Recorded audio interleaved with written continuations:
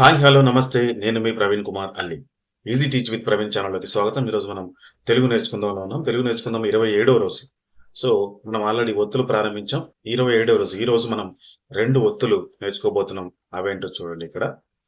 Right, అది మొదటిది, ఇది రెండవది. ఇవి ఏ అక్షరాల ఒత్తులు, వీటిని ఎలా పలకాలి, వీటితో తయారయ్యేటువంటి పదాలు ఏంటో చూద్దాం. ఇంకెందుకు ఆలస్యం, మనం మొదలు పెట్టేద్దాం మన 27వ రోజు వీడియో. పిల్లలు, ఇంకెవరైనా సబ్స్క్రైబ్ చేసుకోకుండా కనుక ఈ వీడియో చూస్తున్నట్టయితే సబ్స్క్రైబ్ చేసుకోండి. అదేవిధంగా బెల్ బటన్ ప్రెస్ చేయండి, ఆల్ నోటిఫికేషన్స్ యాక్టివేట్ చేయండి. నేను ఎప్పుడు వీడియో పెట్టిన మీకు నోటిఫికేషన్ రావడం అనేది జరుగుతుంది.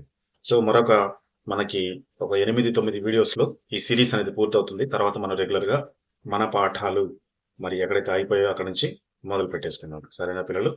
రైట్, ఇంకెందుకు ఆలస్యం చూద్దాం. చూడండి, ఇక్కడ మీకు ఒక అక్షరం వస్తుంది కదా. ఈ అక్షరం తెలుసు కదా, గుర్తుపట్టండి. ఇది పా. మరి దీని యొక్క ఒత్తు రూపం ఏ విధంగా ఉంటుందంటే, సింపుల్ గా ఈ పా యొక్క తలకట్టు తీసేస్తే ఏదైతే ఉందో అదే ఒత్తు రూపం అవుతుంది. తలకట్టు తీసేసి కొద్దిగా పైకి జరిపారు, గీశారనమాట. రైట్, ఇది పా ఒత్తు. మరి పాకు పా ఒత్తు ఇచ్చినప్పుడు ఏ విధంగా పలకాలి? పా పా అని అంటాం. సో ఇది మనం పా రాసినప్పుడు, ఇక్కడ చూడండి నేను పైన రాస్తున్నాను. ఇది మామూలుగా పా అనేది ఈ విధంగా రాసినప్పుడు ఇది పా అవుతుంది. ఇక్కడ మనము ఈ తలకట్టును చెడిపేస్తే అది ఒత్తు రూపంలోకి వచ్చేస్తుంది. దీన్ని కొంచెం ఏం చేస్తున్నట్టు పైకి ఇలా ఇచ్చేస్తున్నాం. ఇది పా ఒత్తు అవుతుంది. దీనికి కొన్నిసార్లు ఒత్తి మార్పులు ఉంటే అవి ఏంటో మనం ఇప్పుడు చూద్దాం. సో ముందుగా మొదట ఒక పా ఒత్తు లేని పదాన్ని, ఆ తర్వాత పా ఒత్తు ఉన్న పదానికి ఏ విధంగా శబ్దంలో, ధ్వనిలో తేడా ఉంటుందో గుర్తిద్దాం. రైట్, చూడండి, మొదటి పదం చదవండి. కపటం. కపటం. కపటం. ఇది కా తర్వాత పాకు పావుతుంది కాబట్టి కప్ప. కప్పకు పక్కన సున్నా ఉంది కాబట్టి పం. కప్పం. కప్పం అంటే శిస్తు, పన్ను కట్టడం అర్థం. సో కప్పం, కపటం, కప్పం. రైట్, తర్వాత పదం చూద్దాం పిల్లలు. అనప నప్పడం. అనప నప్పడం. తపం తప్పడం. తపం తప్పడం. కూపం కుప్పం. కూపం కుప్పం. చేప చెప్పడం. చేప చెప్పడం. ఆపద అప్పడం. ఆపద అప్పడం. తపన తప్పడం. తపన తప్పడం. రైట్ పిల్లలు, ఇక్కడ చూడండి, మీకు ఎడమ వైపున ఉన్నటువంటివన్నీ కూడా ఇక్కడ పావత్తు లేనటువంటి పదాలు. ఇవన్నీ కూడా ఇక్కడ కుడివైపు ఉన్నటువంటి కూడా పావత్తు ఉన్నటువంటి పదాలు. పావత్తు లేనప్పుడు ఏ విధంగా సరళంగా పలుకుతున్నాము, పావత్తు ఉన్నప్పుడు ఏ విధంగా ఒత్తి పలుకుతున్నాం అనేది మీరు గమనించాలి. మళ్ళీ ఒకసారి చదువుతాను. కపటం కప్పం. అనప నప్పడం. తపం తప్పడం. కూపం కుప్పం. చేప చెప్పడం. ఆపద అప్పడం. తపన తప్పడం. రైట్ పిల్లలు? రైట్, ఇంకా కొన్ని పదాలు ఇప్పుడు మనం చూద్దాం. అప్ప, కప్ప, గొప్ప, మొప్ప, చిప్ప, తెప్ప, కుప్ప, తుప్ప, చప్ప, అప్పడం, చెప్పడం, తప్పడం, చప్పరించు, అప్పగించు, చొప్పకట్ట, తెప్పరిల్లు. ఇక్కడ మనకు అన్ని కూడా పావొత్తున్నటువంటి పదాలే. కాకపోతే ఎక్కడ కూడా మీకు ఇక్కడ ఈ పాకి గుణింతాలు అనేవి కనిపించవు. పావొత్తు ఉంది కానీ గుణింతాలు లేవు. ఇప్పుడు మనం గుణింతాలు ఉన్నటువంటి పావొత్తున్నటువంటి పదాలు ఏ విధంగా చదవాలో చూద్దాం. చూడండి, అప్పాలు. పాకు దీర్ఘం ఉంది కాబట్టి అప్పాలు. దుప్పి, కప్పీలు, అప్పీలు, చెప్పులు. ఇక్కడ చూడండి, ఇక్కడ మనకి పాకు కొమ్మిచ్చినప్పుడు ఏ విధంగానైతే పాకు కొమ్మిచ్చినప్పుడు ఏం చేశాము, ఇది పా అయితే పా కొమ్మిచ్చేటప్పుడు ఇక్కడి నుంచి ఇచ్చాం. మామూలుగా కాకి కొమ్మిచ్చేటప్పుడు ఏం చేస్తాము, ఈ పక్కన ఇస్తాం. మామూలుగా కాకి దీర్ఘం రాసేటప్పుడు ఏం చేస్తాము, పైన తలకట్టు తీసేసి రాసాం. కానీ పాకు దీర్ఘం ఇచ్చేటప్పుడు ఇది కొంచెం పొడిగించి ఈ విధంగా ఇది పా అన్నాం. అదేవిధంగా పాకు కొమ్మిచ్చేటప్పుడు పూ అన్నాం. కానీ అదేవిధంగా ఇప్పుడు మనకి ఇక్కడ పాకి ఒత్తు ఉన్నప్పుడు చెప్పులు ఎప్పుడైతే పావొత్తు ఇస్తూ కొమ్ము ఇచ్చారో అప్పుడు దాన్ని చూడండి ఎక్కడ ఇచ్చారు కొమ్ము? ఇక్కడుంది. చెప్పులు. సాధారణంగా మనం పై అక్షరానికే ఇస్తా ఉంటాం. కానీ ఇక్కడ చూడండి మనం ఎప్పుడైతే పాకి కొమ్మిచ్చేసి పాకొమ్మిస్తే పు అనేది ఇలా రాస్తాం. చెప్పులు రాయాల్సొచ్చినప్పుడు మాత్రం పైన పా రాసి కింద ఉన్నటువంటి పాకి కొమ్ముగో ఇక్కడ ఇస్తున్నారు. రైట్? చెప్పులు ఇలా రాయకూడదు. ఇది తప్పవుతుంది.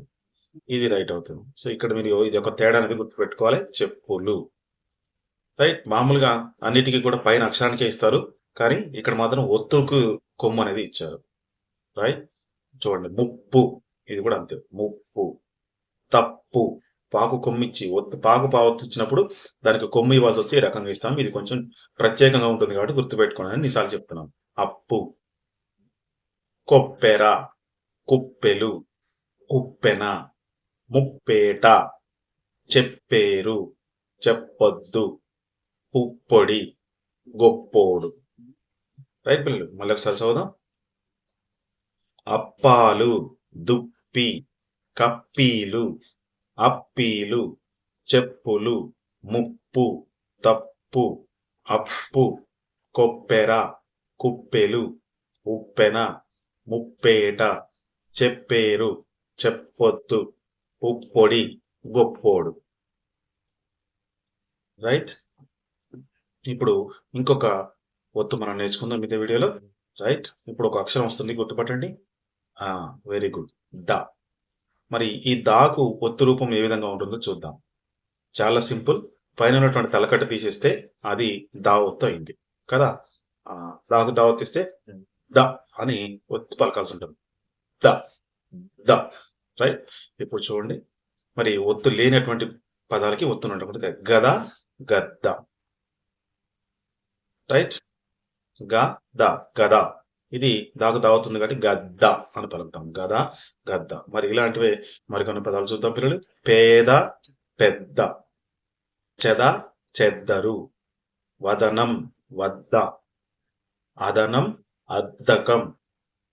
ఆముదం, ముద్ద. బురద, రుద్దడం. రైట్? ఇది ఈ ఎడమ వైపు ఉన్నటువంటి కూడా మీకు దావత్తు లేనటువంటి పదాలు. ఈ కుడివైపు ఉన్నటువంటి కూడా దావత్తు ఉన్నటువంటి పదాలు. లేనటువంటి పదానికి ఉన్నదానికి మనం దా అనే అక్షరం పలికే వద్ద ఏ విధంగా తేడా ఉందనేది మీరు గమనించాలి. అది డిక్టేషన్ చెప్పేటప్పుడు కూడా ఇట్లాంటి శబ్దం విన్నప్పుడు మీరు దావత్తు ఇవ్వాలని మీకు అర్థమవుతుంది. గద, గద్ద. పేద, పెద్ద. చెద, చెద్దరు. వదనం, వద్ద. అదనం, అద్దకం. ఆముదం, ముద్ద. బురద, రుద్దడం.